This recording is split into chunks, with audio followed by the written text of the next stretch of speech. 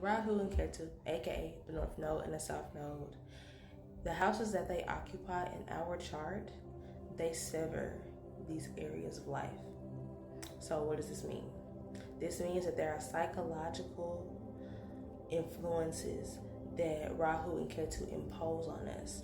Therefore, we are put in circumstances, or we grow up in circumstances that sever the areas of life these nodes are in.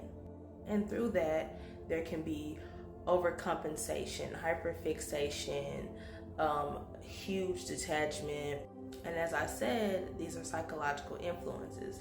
Therefore, we may not really realize that these areas of life are severed. But at the same time, when we have the awareness and we look to these areas of life, we may realize that there is this imbalance and disconnection between these areas of life. Now, what can this look like in the chart? So, for example, if one was to have Rahu and Ketu within the 5th house and 11th house axis, there can be an imbalance between, let's say you have children, right? Children is the 5th house.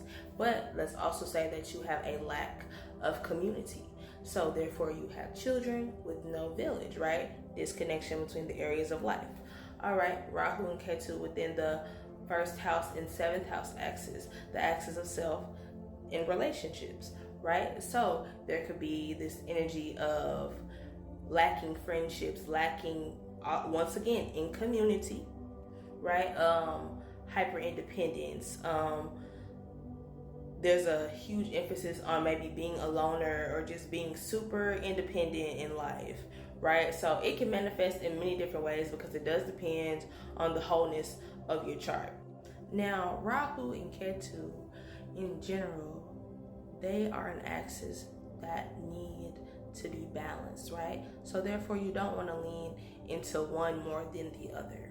So although the house axis is severed, it does not mean that there cannot be remediation. That does not mean that it's something that cannot be healed or fixed in your life. These areas of life will absolutely require shadow work because Rahu and Ketu are shadow entities. Therefore, this is why they have those psychological effects on us.